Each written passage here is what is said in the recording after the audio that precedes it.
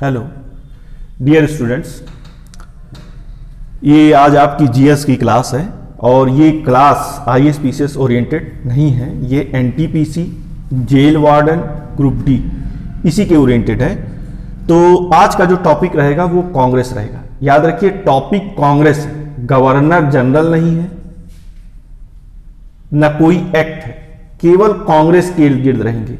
एक टॉपिक में एक चीज, अगली टॉपिक में अगली चीज, और बहुत सरल तरीके से इसमें जो टॉपिक आपको पढ़ाए जाएंगे कांग्रेस में आज के दिन एनटीपीसी जेल वार्डन के लिए इतना पर्याप्त।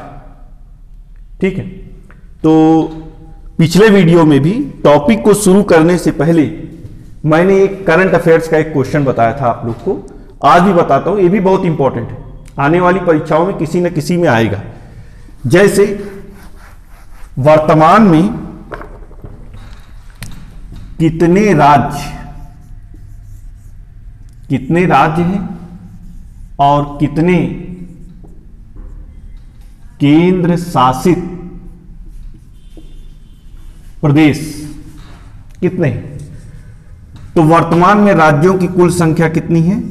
28, और केंद्र शासित प्रदेशों की कुल संख्या कितनी है? 8। राज्य 28, केंद्र शासित प्रदेश कितने हैं? 8। ये चीज बहुत इंपॉर्टेंट है। अब इसको थोड़ा मैं और सरल करके समझा देता हूं। ये कैसे 28 है, कैसे 8 है, तो इसको थोड़ा समझिए। समय के साथ साथ बदला हुआ है, ये मैंने नहीं बदला। तो 1 जून 2014 तक, 1 जून 2014 तक भारत में कुल कितने राज्य थे? राज्यों की संख्या कितनी थी? 28, और केंद्र शासित प्रदेशों की संख्या कितनी थी? 7। ठीक है, 1 जून 2014 तक। फिर 2 जून 2014 को आंध्र प्रदेश 2 हिस्सों में बटा, एक तेलंगाना हो गया। तब राज्यों की संख्या कितनी हो गई? 29, और केंद्र शासित प्रदेशों की संख्या कितनी रह गई? 7। यानी 28 से 29 हो गए 2 जून 2014 को। अब आगे आपको दिखाते हैं।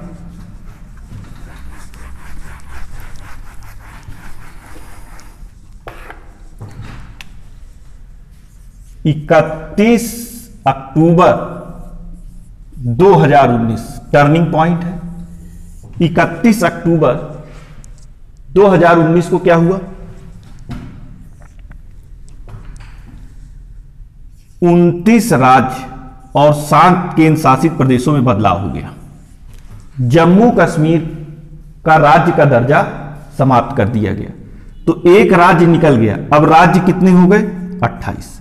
31 अक्टूबर 2019 से राज्यों की संख्या कितनी हो गई? 28। जम्मू कश्मीर के राज्य का दर्जा समाप्त करके उसे 2 हिस्सों में बांटा गया, जम्मू कश्मीर और लद्दाख। 2 केंद्र शासित प्रदेश बन गए। तो अब 2 केंद्र शासित प्रदेश और जुड़ गए, तो केंद्र शासित प्रदेशों की संख्या कितनी हो गई? 9। ठीक, अब देखिए अगला परिवर्तन। 26 जनवरी 2020 को एक बड़ा बदलाव हुआ। राज्यों की संख्या कितनी है? राज्य 28, और इसके पहले तक केंद्र शासित प्रदेश कितने थे? 9। लेकिन 26 जनवरी 2020 को 2 केंद्र शासित प्रदेश, दमन दीव, ठीक, एवं दादर नागर हवेली, ये अलग अलग केंद्र शासित प्रदेश थे। एक था दमन दीव और एक था दादर नागर हवेली। इन दोनों को 26 जनवरी 2020 से क्या कर दिया गया? एक में मिला दिया गया। जब इन्हें एक में मिला दिया गया तो केंद्र शासित प्रदेशों की संख्या अब कितनी हो गई? 8, और इन दोनों की राजधानी कौन सी होगी? दमन। ये याद रखिएगा, बहुत इंपॉर्टेंट। 26 जनवरी 2020 के बाद मेरा कोई बैच नहीं चला। तो ये चीज मैंने नहीं पढ़ाई, ठीक है। अब जब चलेगा तो पढ़ाएंगे, इसको थोड़ा ध्यान रखिए, ठीक। धन्यवाद। अब आते हैं अपने टॉपिक कांग्रेस।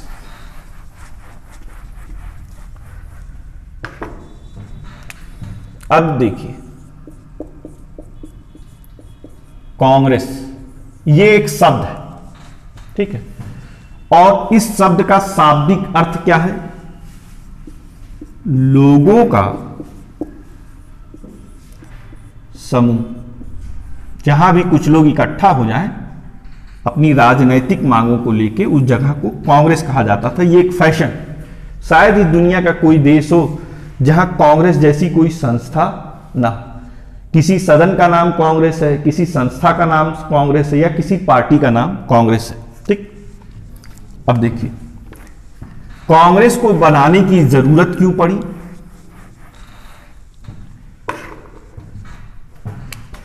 1857 की क्रांति, कई लोगों ने अपना बलिदान दिया। लोगों के अलग अलग उद्देश्य थे, किसी के धार्मिक, किसी के राजनीतिक, किसी के सांस्कृतिक, लेकिन यह क्रांति असफल सिद्ध हुई। असफलता का मूल कारण क्या था? जागरूकता की कमी और लोगों में राष्ट्रवाद की कमी। राष्ट्रवाद पे भी मैंने एक वीडियो बनाया है पहले। राष्ट्रवाद का मतलब होता है जब कुछ लोगों के बीच में एक ही संस्कृति, एक ही इतिहास और एक ही परंपरा हो, तो उनमें एक चीज जन्म लेती है जिसे कहते हैं नेशनलिज्म, राष्ट्रवाद। तो 1857 की क्रांति के बाद धीरे धीरे भारत में राष्ट्रवाद का उद्भव हो रहा था। और उस उद्भव का कारण क्या था? उस उद्भव का कारण था अंग्रेजी शिक्षा, अंग्रेजी शिक्षा एवं रेलवे का विकास। तो अंग्रेजी शिक्षा और रेलवे ने लोगों को एक दूसरे के करीब लाया, ठीक। 1857 की क्रांति में ब्रिटिश हितों का भी बड़ा नुकसान हुआ था, आर्थिक भी हुआ था और मानवीय भी हुआ था। वो भी सोचते थे आगे ऐसी कोई क्रांति ना हो, लोग अपनी बात संवैधानिक तरीके से रखें, उनको भी एक राजनैतिक मंच मिले। जब मंच मिलेगा तो हिंसा नहीं होगी। उसके लिए एक आईसीएस अधिकारी थे, आईसीएस अधिकारी जिसे आजकल आईएएस कहा जाता है, इंडियन सिविल सर्विसेज के अधिकारी थे। उनका नाम है अल्लन ऑक्टेवियन ह्यूम। इन्हें कभी कभी संक्षिप्त भाषा में A.O. ह्यूम भी कहा जाता है। तो इन्होंने एक राजनीतिक मंच बनाने की कोशिश की। अब वो मंच कब बन के तैयार हुआ? 1884। और जो मंच बन के तैयार हुआ था, इसका नाम था, इन्होंने नाम रखा था भारतीय राष्ट्रीय संघ। याद रखिएगा, कांग्रेस नहीं रखा था, भारतीय राष्ट्रीय संघ ये नाम रखा था। अब इस नाम में बदलाव दादा भाई नौरोजी के कहने पे हुआ। फिर देखिए 1884 में A.O. ह्यूम ने भारतीय राष्ट्रीय संघ की स्थापना की। दादा भाई नौरोजी इनके कहने पे इसका नाम क्या कर दिया गया? भारतीय राष्ट्रीय कांग्रेस। तो संघ से अब इसमें एक चीज जुड़ गई जिसका नाम था कांग्रेस। एक चीज और मैं यहां स्पष्ट कर दूं, A.O. ह्यूम जो इसके क्या थे, फाउंडर, संस्थापक, उन्होंने ही इसकी स्थापना की थी, वो कभी भी कांग्रेस पार्टी के अध्यक्ष नहीं बने, प्रेसिडेंट नहीं बने। जब भी वो क्या बने हैं, जब भी बने हैं वो महासचिव बने। तो शुरुआती दिनों में वही महासचिव थे, इसे जनरल सेक्रेटरी भी कहा जाता है, कभी भी वो अध्यक्ष नहीं बने, इस चीज का ध्यान रखिएगा। अब आते हैं कांग्रेस पार्टी के महत्वपूर्ण अधिवेशनों पे।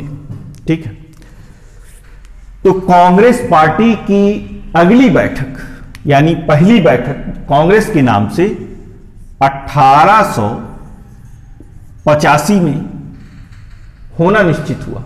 और यह कहां पे होने वाला था, यह होने वाला था पूना में। 1885 में कहां पे होने वाला था, पूना में। लेकिन पूना में एक बीमारी फैल गई थी जिसका नाम था प्लेग। तो प्रशासन ने कांग्रेस पार्टी की मीटिंग के लिए पूना में अनुमति नहीं थी, सरकार ने अनुमति देने से मना कर दिया। तो पार्टी के बड़े पदाधिकारियों ने निर्णय लिया कि कांग्रेस की पहली बैठक अब कहां होगी, बंबई। आजकल इसे मुंबई के नाम से भी जाना जाता है। तो बंबई में होना निश्चित हुआ। अब देखिए, प्रथम बैठक कहां पे हुई, बंबई। कब हुआ, 1885। पहली बैठक, क्रम, यह है क्रम, यह है स्थान और यह है सन। पहली बैठक किसकी अध्यक्षता में हुई थी, उमेश चंद्र बनर्जी। कहीं कहीं इन्हें शॉर्ट फॉर्म में WC बनर्जी भी कहा जाता है। तो यह बैठक बंबई में हुई थी, उमेश चंद्र। कुल कितने लोग आए थे, हिस्टोरिकल है ये, 72 लोग आए थे। ठीक, इसमें 72 लोग आए थे। ये पूछा जाता है कभी कभी किस जगह हुई थी, बंबई में कहां हुई थी। तो बंबई में एक जगह है ग्वालिया टैंक।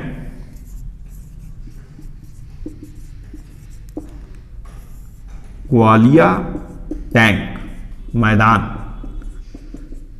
इसी मैदान में एक विद्यालय है, गोकुल दास तेजपाल संस्कृत महाविद्यालय, ये भी पूछा जाता है।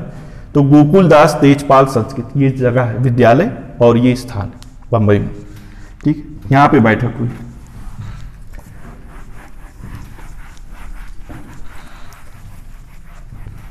अब आते हैं दूसरी बैठक।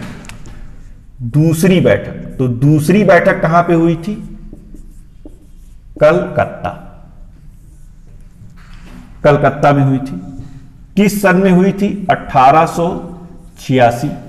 अध्यक्ष कौन बना था, दादा भाई नौरोजी, ये अध्यक्ष बने थे। दादा भाई नौरोजी अध्यक्ष बने थे। कलकत्ता में ही गवर्नर जनरल भी रहा करते थे। तो उस समय गवर्नर जनरल थे लॉर्ड डफरिन।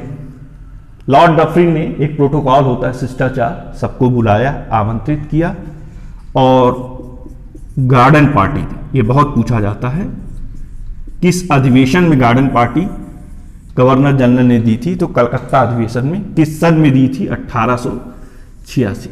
ये गार्डन पार्टी दी थी। ठीक, अब आते हैं तीसरे अधिवेशन।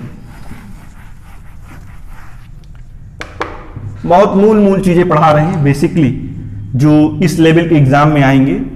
तो तीसरा है, कहां पे हुआ था, मद्रास। किस सन में हुआ था, 1887। अध्यक्ष कौन थे, बदरुद्दीन तैयब जी, ये अध्यक्ष थे। तीसरा मद्रास में 1887 में बदरुद्दीन तैयब जी, एक तरीके आप ये कह सकते हैं कि पहले मुस्लिम अध्यक्ष, कांग्रेस पार्टी के पहले मुस्लिम अध्यक्ष थे बदरुद्दीन तैयब जी। अब देखते हैं चौथा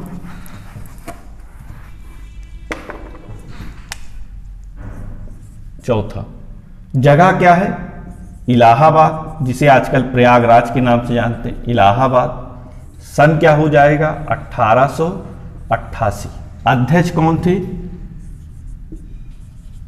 जॉर्ज यूले। अब इसमें आपको देखना है कि ये पहले यूरोपीय थे, प्रथम यूरोपीय थे जो कांग्रेस पार्टी के क्या बने? अध्यक्ष बने। इसी इलाहाबाद अधिवेशन में एक निर्णय लिया गया कि हम लोगों की बातें गवर्नर जनरल ध्यान से सुनते नहीं हैं और कोई मांग हम लोग रखते हैं तो टरकाते हैं। उनका कहना होता है कि इसके लिए मुझे लंदन जाना पड़ेगा, महारानी से बात करनी पड़ेगी, प्रधानमंत्री से बात करनी पड़ेगी। तो इसी में यह निर्णय लिया गया कि क्यों ना हम अपनी बातों को रखने के लिए एक अखबार निकालें, और यह अखबार कहां निकलेगा? लंदन में। उस अखबार का नाम क्या होगा? इंडिया। तो किस अधिवेशन में इंडिया नामक अखबार निकालने का निर्णय लिया गया? इलाहाबाद अधिवेशन में, चौथे अधिवेशन में, 1888 के अधिवेशन। ये इंडिया नामक अखबार। ठीक,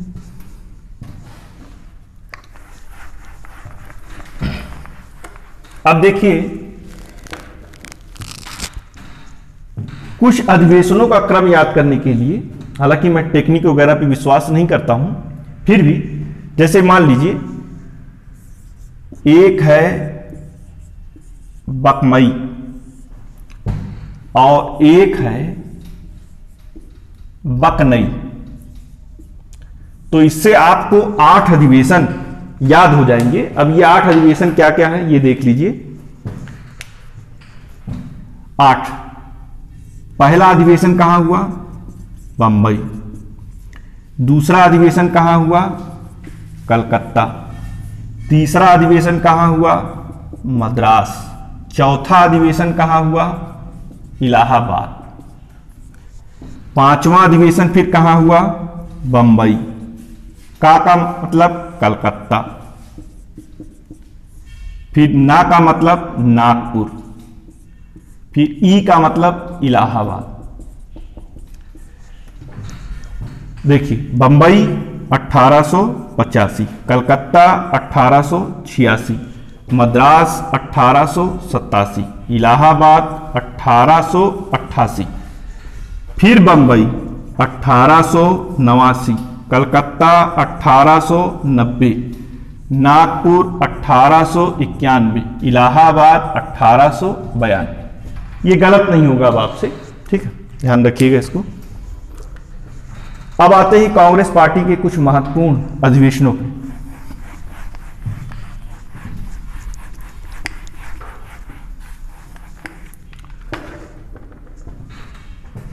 कांग्रेस पार्टी का एक अधिवेशन 1901 में कहां पे हुआ था?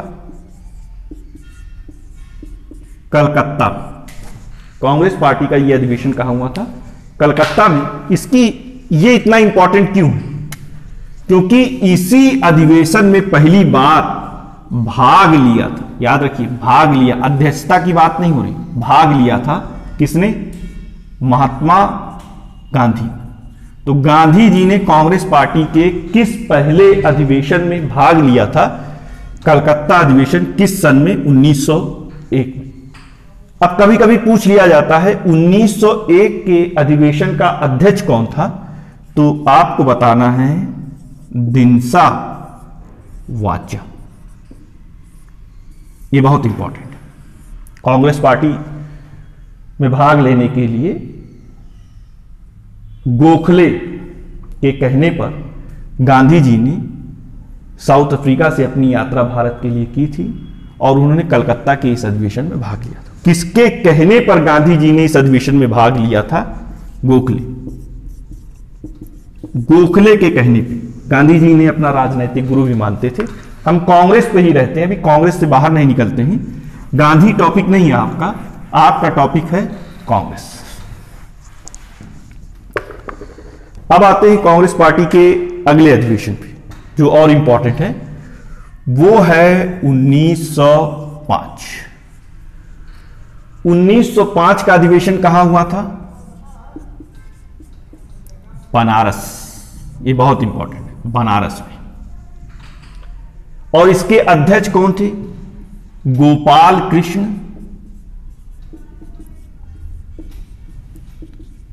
गोखले इसके अध्यक्ष थे। गोपाल कृष्ण गोखले इसके अध्यक्ष थे। एक इंपॉर्टेंट है, बनारस में हुआ था। फिर अगला है 1906। ये कहां पे हुआ था? कलकत्ता। इसके अध्यक्ष कौन थे?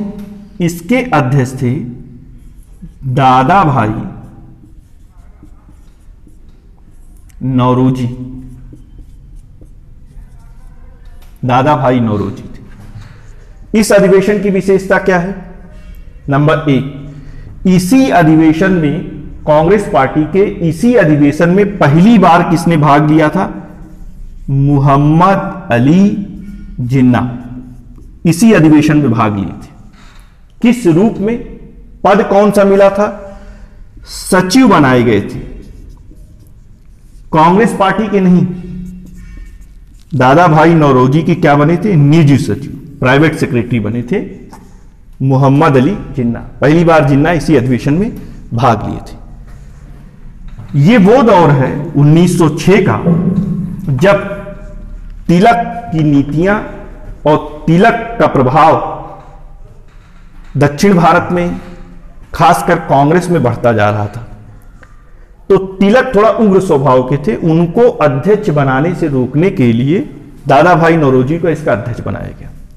लेकिन तिलक की भी कुछ मांगे इस अधिवेशन में स्वीकार की गई। जैसे पहली बार कांग्रेस के इसी अधिवेशन में कौन सा प्रस्ताव पारित किया गया था? स्वराज। पहली बार कांग्रेस के किस अधिवेशन में स्वदेशी का प्रस्ताव पारित किया गया था? कलकत्ता अधिवेशन 1906। किसकी अध्यक्षता में? दादा भाई नौरोजी। स्वराज, स्वदेशी, एक शब्द और है जिसका नाम है बहिष्कार, बाइकाट बोलते हैं।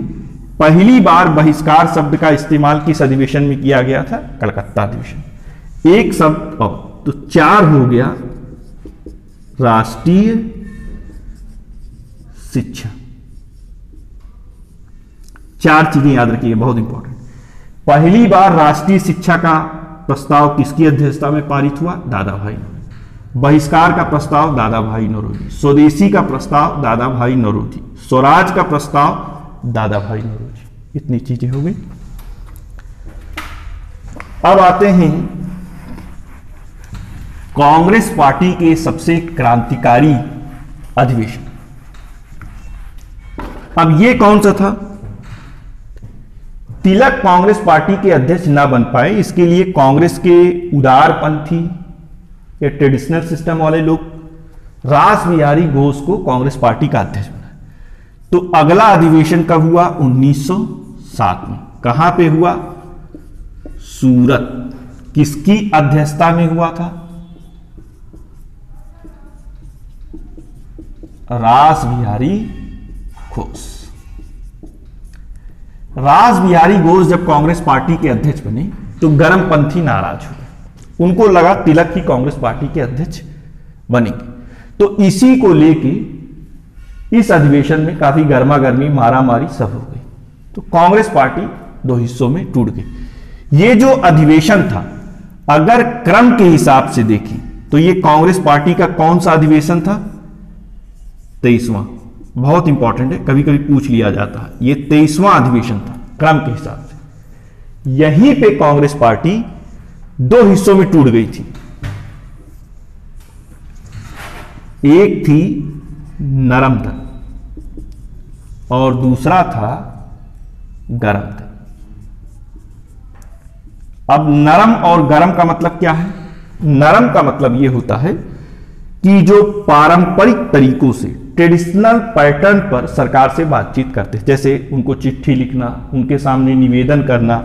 गरम दल का मतलब होता है ये अपने अधिकारों के लिए किसी भी हद तक जा सकते थे, बहिष्कार, चक्का जाम, हड़ताल, तालाबंदी। तो ये सब मुद्दे थे गरम दल के। और ये नरम दल। गरम दल का अगुआ कौन बना? तिलक। तिलक गरम दल के अगुआ बने। ठीक है, तो ये इंपॉर्टेंट चीजें थी। इसके बाद हम कांग्रेस के दूसरे चरण में प्रवेश करते हैं। ठीक है,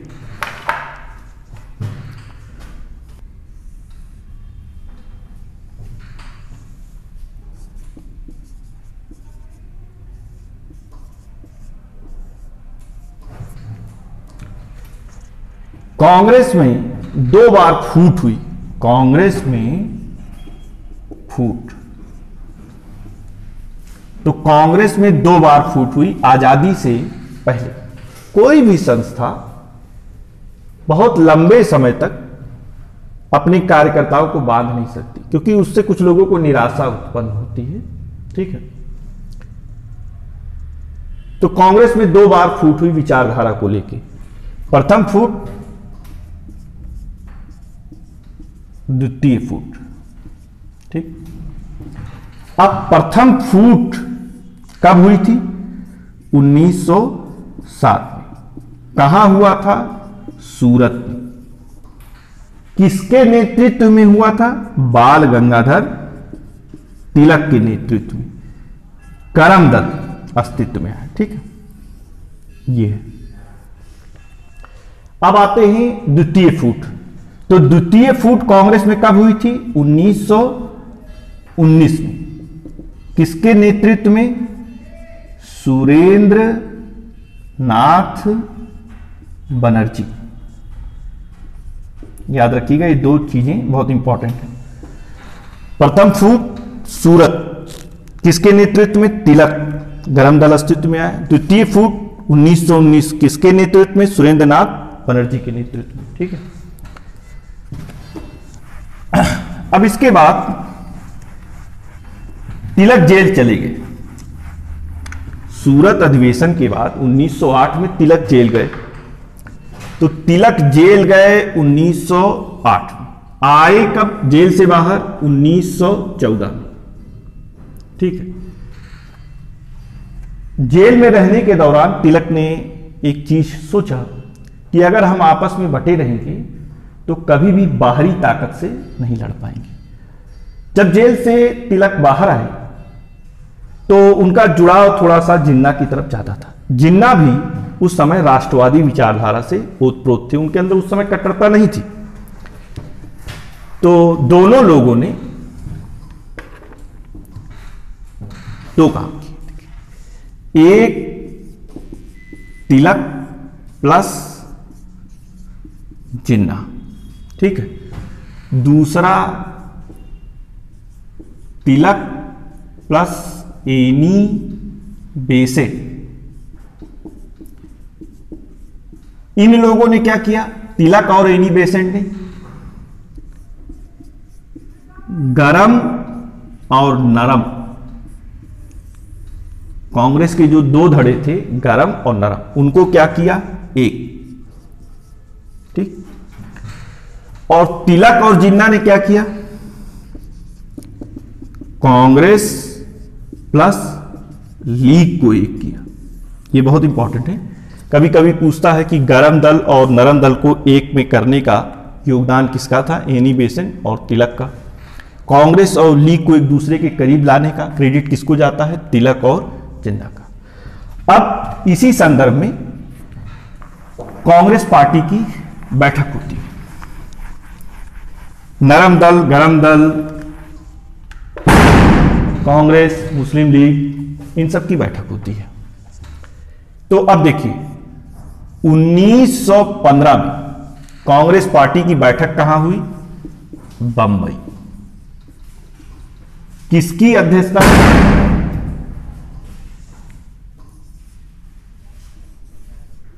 एसपी सिन्हा। 1915 में कांग्रेस पार्टी की बैठक बंबई में हुई। किसकी अध्यक्षता में हुई? एसपी सिन्हा। और इसी अधिवेशन में नरम दल, गरम दल की एक साथ बैठक हुई, एक हो गए, एकजुट हो गए। इसी में लीग एवं कांग्रेस की भी एक साथ बैठक हुई, ये भी एक हो गए। बंबई कांग्रेस का गढ़ था, कांग्रेस ने अपना शक्ति प्रदर्शन यहां पे किया। अब बारी लीग की थी। लीग भी अपनी ताकत कांग्रेस को दिखाना चाहती थी, ब्रिटिश सरकार को दिखाना चाहती थी। इसलिए यहां पे यह निर्णय लिया गया कि कांग्रेस पार्टी और लीग की अगली बैठक कहां पे होगी? लखनऊ। ये बहुत इंपॉर्टेंट है, अगली बैठक लखनऊ। तो 1915 के बाद अगली बैठक कब होगी? 1916 में। तो 1916 में लखनऊ में बैठक हुई। यहां भी लीग और कांग्रेस एक साथ इनकी बैठक हुई और एक प्रस्ताव पारित किया गया, साझा घोषणा पत्र। इसी को कहा जाता है भारतीय इतिहास में लखनऊ पैक्ट, लखनऊ घोषणा पत्र। इसी अधिवेशन में यह निर्णय लिया। यहीं पे लीग और कांग्रेस ने एक घोषणा की जिसे कहा जाता है लखनऊ पैक्ट। तो लखनऊ पैक्ट किस सन में आया? 1916 में। किन दलों से संबंधित है? मुस्लिम लीग एवं कांग्रेस। अब बात आती है कि कांग्रेस पार्टी का यह अधिवेशन जो 1916 में लखनऊ में हुआ, ध्यान से सुनिएगा, 1916 कांग्रेस का लखनऊ अधिवेशन किसकी अध्यक्षता में हुआ? अंबिका चरण मजूमदार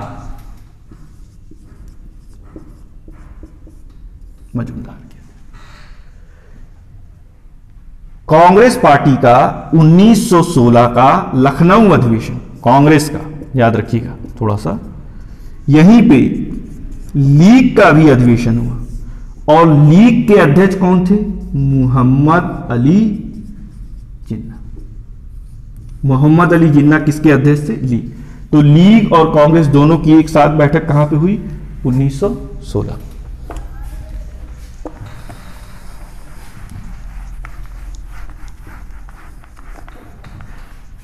अब आते हैं अगले अधिवेशन जो बड़ा इंपॉर्टेंट है, ठीक है। तो दो अधिवेशन यहां पे आपको ध्यान देना है। एक 1917 का कांग्रेस का और एक 1925 का। यहां पे दोनों एक साथ बताना बहुत जरूरी है। तो कांग्रेस पार्टी के दो अधिवेशन बहुत इंपॉर्टेंट है। एक है 1917 और एक है 1925। 1917 का अधिवेशन कहां पे हुआ था? कलकत्ता।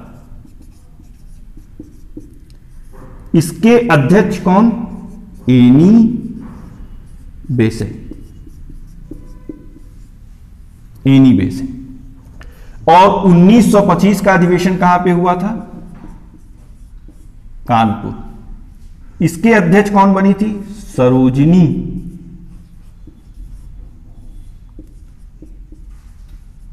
नायडू। सरोजिनी नायडू बनी थी, ठीक है। और 1917 में एनी बेसेंट। अब देखिए यहां पे क्वेश्चन पूछा जाता है कि कांग्रेस पार्टी के किस अधिवेशन में पहली बार एक महिला अध्यक्ष बनी? कलकत्ता अधिवेशन में। किस सन में पहली बार एक महिला अध्यक्ष बनी? 1917 में। कांग्रेस पार्टी की पहली महिला, कांग्रेस पार्टी की प्रथम महिला अध्यक्ष, अगर यह है प्रथम महिला अध्यक्ष, तो आंसर क्या हो जाएगा? Annie Besant. अब इसी क्वेश्चन को देखिए, कभी कभी पूछ लिया जाता है प्रथम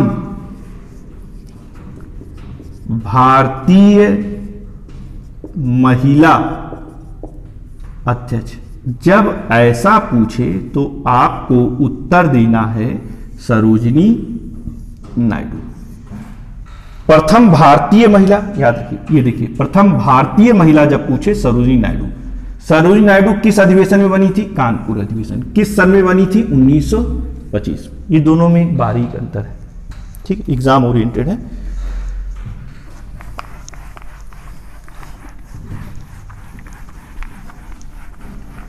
अब कांग्रेस पार्टी के अगले अधिवेशनों पे आते हैं। असहयोग आंदोलन धीरे धीरे चरम पर पहुंचता जा रहा था। कांग्रेस पार्टी यह नहीं समझ पा रही थी कि हमें असहयोग आंदोलन का समर्थन करना चाहिए कि नहीं करना चाहिए। जो नरमपंथी थे वो नहीं चाहते थे कि सरकार के खिलाफ हम लोग हों और हम लोग असहयोग आंदोलन में समर्थन करें। तो कांग्रेस पार्टी का अधिवेशन यहां पे दो बताना है। कांग्रेस,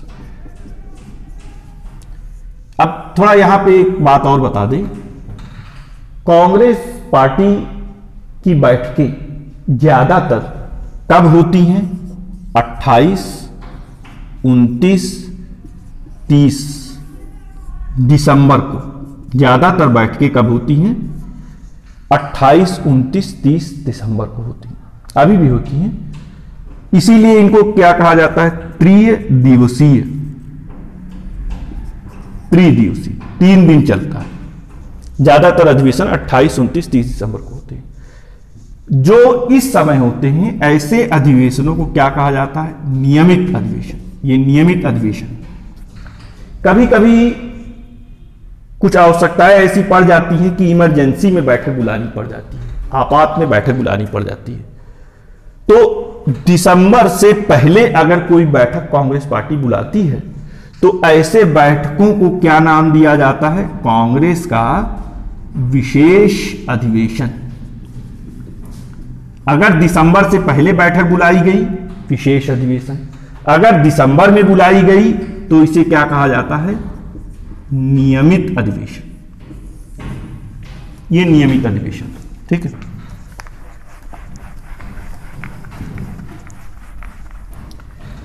तो कांग्रेस पार्टी का एक विशेष अधिवेशन बुलाया गया था एग्जाम के दृष्टिकोण से 1920। कांग्रेस 1920, याद रखिए 1920 में। तो दो बैठकें बुलाई गई। एक बैठक बुलाई गई 1920 के सितंबर। तो अब इसका नाम क्या पड़ जाएगा? सितंबर में, अगर सितंबर में बुलाया गया है तो इसका नाम पड़ जाएगा विशेष अधिवेशन। किसकी अध्यक्षता में बुलाया गया था?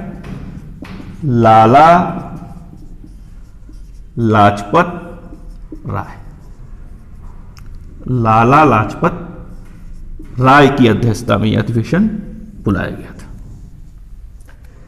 अब देखिए अगला अधिवेशन कब बुलाया गया? दिसंबर 1920 में। यह अधिवेशन, सितंबर वाला अधिवेशन कहां बुलाया गया था? कलकत्ता में। और दिसंबर वाला अधिवेशन कहां बुलाया गया था? नागपुर में। किसकी अध्यक्षता में बुलाया गया था? विजय राघवाचार्य।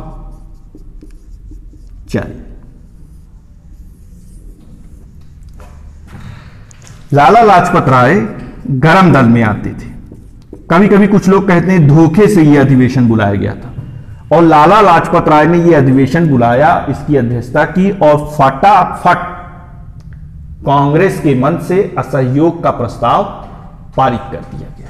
तो इस मन से असहयोग आंदोलन का प्रस्ताव पारित कर दिया गया। इसकी सूचना जब कांग्रेस पार्टी को मिली तो उनमें हड़कंप मच गया कि कहीं अंग्रेज नाराज ना हो जाए। तो उन्होंने अपने नियमित अधिवेशन में, हालांकि ये नहीं कहा कि हम असहयोग का समर्थन नहीं करते हैं, लेकिन उन्होंने कहा कि यह आंदोलन संवैधानिक तरीके से होना चाहिए, रचनात्मक होना चाहिए। ठीक, याद रखिएगा। तो ये यहां तक के कुछ इंपॉर्टेंट थे, फिर आगे देखते हैं।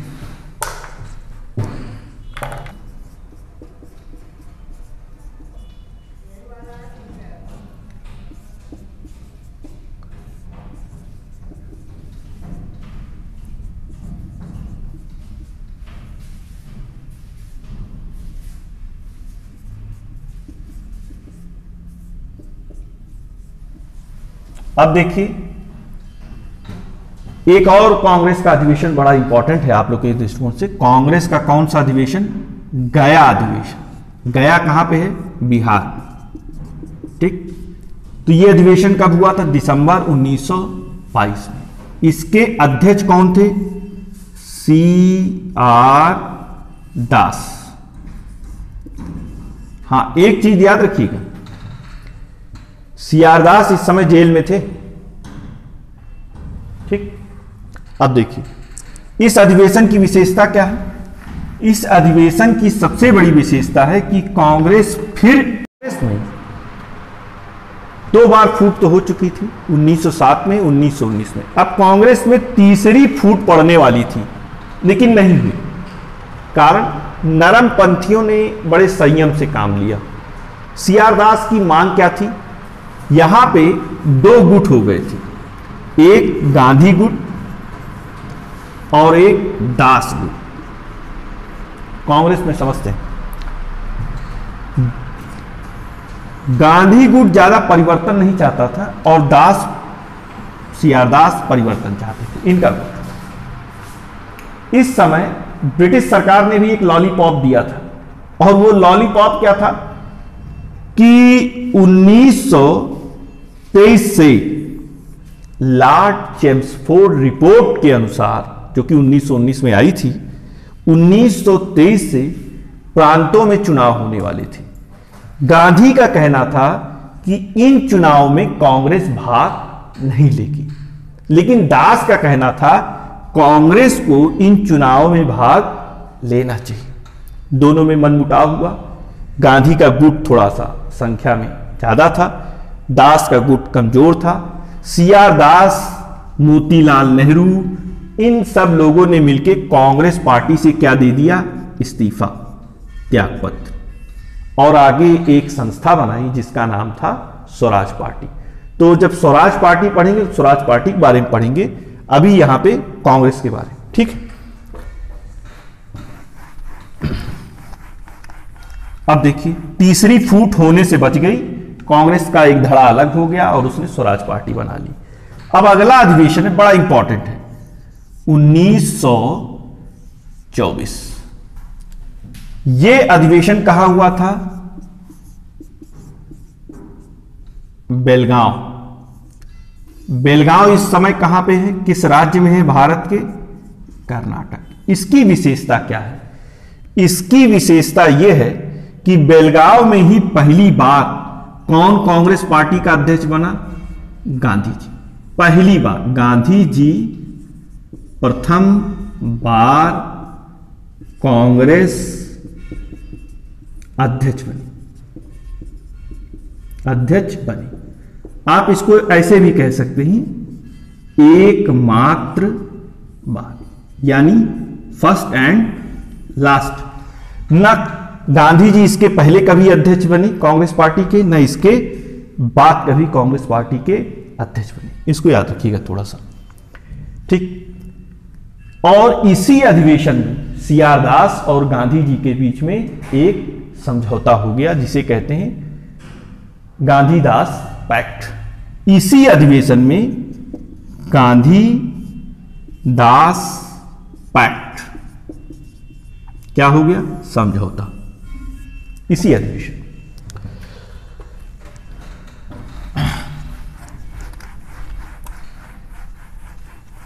यहीं पे थोड़ा सा एक चीज और बता दें कि कांग्रेस और गांधी जी में बहुत अच्छे तालमेल नहीं थे, न इसके पहले थे न इसके बाद थे।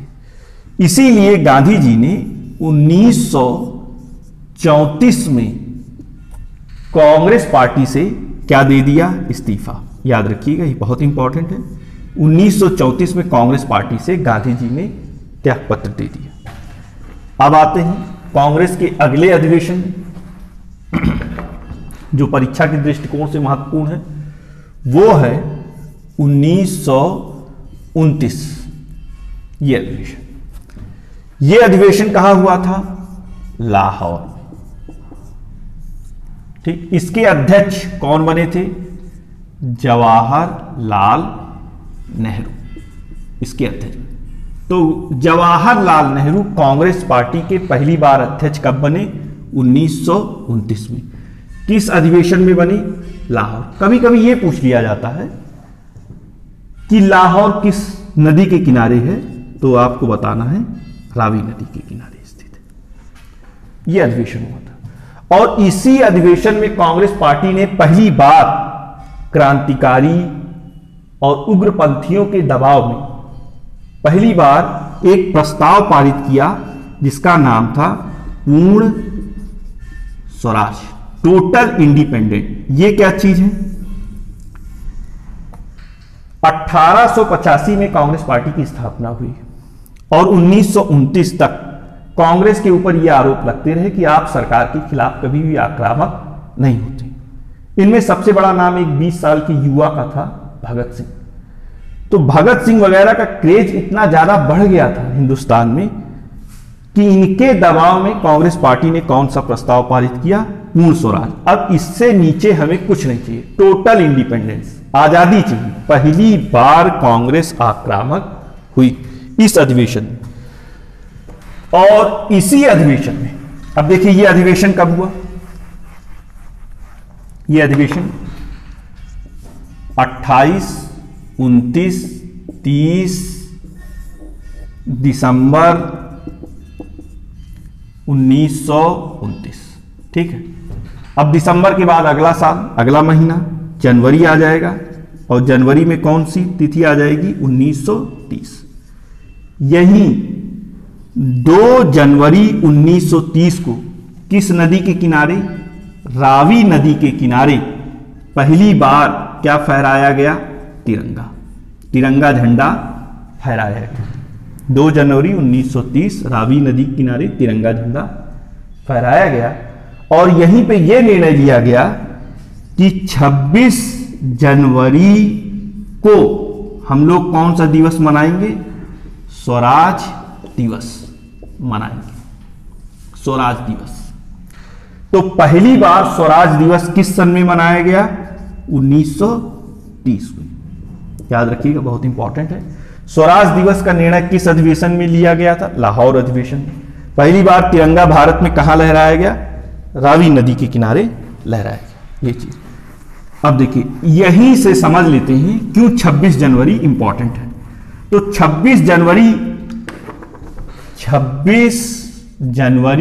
1930 से हर साल 26 जनवरी को पूर्ण स्वराज दिवस, स्वतंत्रता दिवस मनाया जाता था। लेकिन संयोग से हमारा देश कब आजाद हुआ? 15 अगस्त 1947 को। तो अब स्वतंत्रता दिवस किस दिन मनाया जाएगा? 15 अगस्त को। इसीलिए 26 जनवरी को यादगार बनाने के लिए, हालांकि हमारा संविधान बन के तैयार हो गया था कब? 26 नवंबर 1949 को।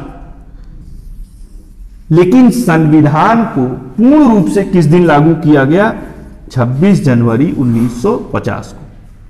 क्योंकि 26 जनवरी को कुछ ऐतिहासिक बनाना था और आज इसे किस रूप में मनाया जाता है? गणतंत्र दिवस के रूप में। ठीक है, ये बहुत इंपॉर्टेंट था। अब आते हैं अगले अधिवेशन की ओर। अगला अधिवेशन 1931 कहां हुआ था? कराची। बहुत इंपॉर्टेंट है ये, कराची। इसके अध्यक्ष कौन बने थे? सरदार वल्लभ भाई पटेल। सरदार वल्लभ भाई पटेल, ये बहुत इंपॉर्टेंट है। ठीक। अब इसके बाद अगला अधिवेशन, तो 2 अधिवेशन यहां पे है। एक फरवरी में हुआ था 1936। कहां पे हुआ था ये? लखनऊ। ठीक। एक दूसरा दिसंबर 1936, ये कहां पे हुआ था? फैजपुर। इन दोनों अधिवेशनों के अध्यक्ष कौन थे? इन दोनों अधिवेशनों के अध्यक्ष जवाहरलाल नेहरू। फरवरी 1936, दिसंबर 1936। अब कभी कभी यह पूछा जाता है फैजपुर कहां पे है, तो फैजपुर किस राज्य में स्थित है? महाराष्ट्र। ये याद रखिए। और एक ऐतिहासिक चीज है, फैजपुर में कांग्रेस का पहला अधिवेशन था जो कहां पे संपन्न हुआ था? एक गांव, किसी गांव में संपन्न होने वाला ये पहला अधिवेशन था फैजपुर में। और इन दोनों की अध्यक्षता किसने की थी? जवाहरलाल नेहरू। ये बहुत इंपॉर्टेंट है। ठीक है, अगले अधिवेशन में आते हैं 1938। ये कहां पे हुआ था? हरिपुरा। अध्यक्ष कौन थे? सुभाष चंद्र बोस अध्यक्ष बने। पहली बार सुभाष चंद्र बोस किस अधिवेशन के अध्यक्ष बने थे? हरिपुरा। किस सन में? 1938। अब ये हरिपुरा कहां है? तो हरिपुरा आपको बताना है ये कहां पे स्थित है? गुजरात में। गुजरात में स्थित है। ठीक। अब अगले अधिवेशन में आते हैं 1939। कौन सा अधिवेशन है ये? त्रिपुरी अधिवेशन। कौन बना था अध्यक्ष? सुभाष चंद्र बोस। ये बड़ा ऐतिहासिक अधिवेशन। ऐतिहासिकता क्या है? पहले नंबर पे त्रिपुरी कहां पे स्थित है? तो आपको बताना है भारत के किस राज्य में स्थित है? मध्य प्रदेश। मध्य प्रदेश के किस जिले में स्थित है? जबलपुर। कभी कभी सीधा सीधा आ जाता है। सुभाष चंद्र बोस दूसरी बार अध्यक्ष कब बने थे? 1939 में। किस अधिवेशन में? त्रिपुरी अधिवेशन में। यहां पे ध्यान देने वाली चीज यह है कि सुभाष चंद्र बोस का जो एटीट्यूड था वो समाजवादी था, और ब्रिटिश अर्थव्यवस्था और भारत के उद्योगपति समाजवादी सोशलिज्म जैसे एटीट्यूड को पसंद नहीं करते थे। तो सुभाष चंद्र बोस के खिलाफ एक बड़ा सशक्त कैंडिडेट गांधी जी ने खड़ा किया था, और उस कैंडिडेट का नाम था पट्टाभी सीतारमैया।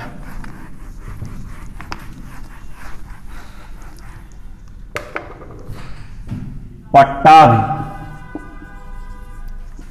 सीतारमैया।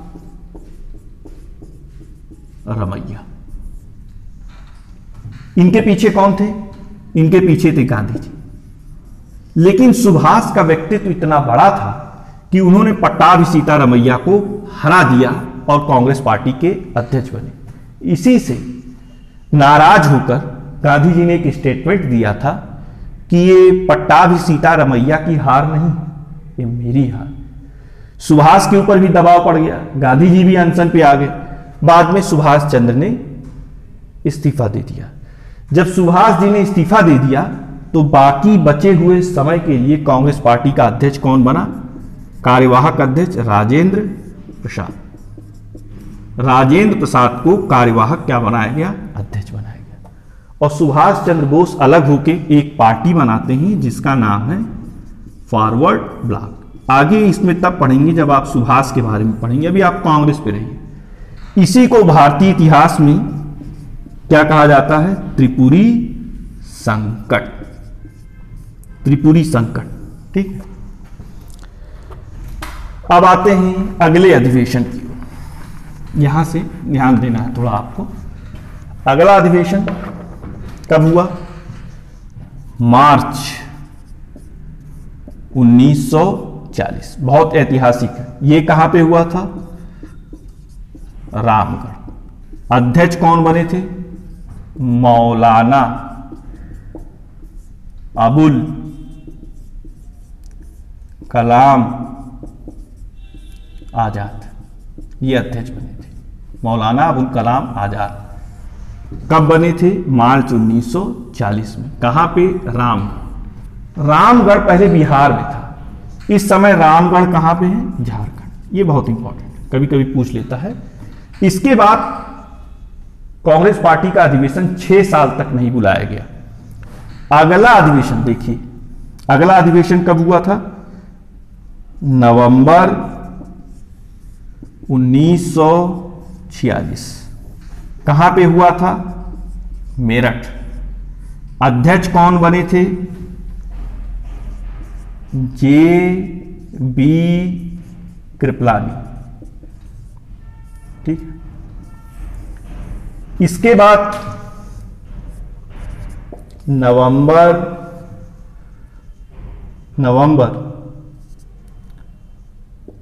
1947 कहां पे? दिल्ली।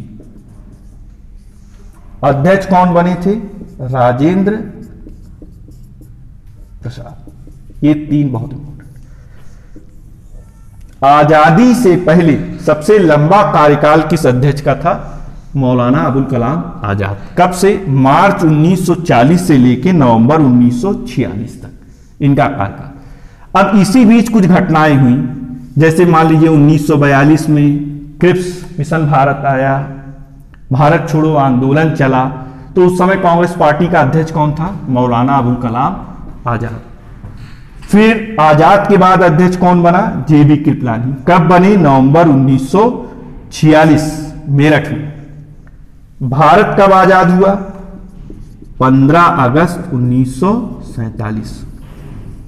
कभी कभी पूछा जाता है, जब भारत आजाद हुआ, स्वतंत्र हुआ था, तो उस समय कांग्रेस पार्टी का अध्यक्ष कौन था? तो आपको बताना है JB कृपलानी। अब इसी को कभी कभी पूछा जाता है कि 1947 में कांग्रेस पार्टी का अध्यक्ष कौन बना? तो जब 1947 पूछे तो आपको उत्तर देना है डॉक्टर राजेंद्र प्रसाद। तो फ्रेंड्स, आज का तो ये टॉपिक था कांग्रेस। मैंने पूरी कोशिश की कि NTPC ग्रुप D सिपाही भर्ती के लिए जो सबसे इंपॉर्टेंट चीज है वो आपको बता दी जाए। ठीक है, फिर अगला टॉपिक होगा भारत का संवैधानिक विकास, कॉन्स्टिट्यूशनल डेवलपमेंट ऑफ इंडिया। इसमें आपको 1773 रेगुलेटिंग एक्ट से हम स्टार्ट करें। ठीक है, आई होप। ठीक, धन्यवाद।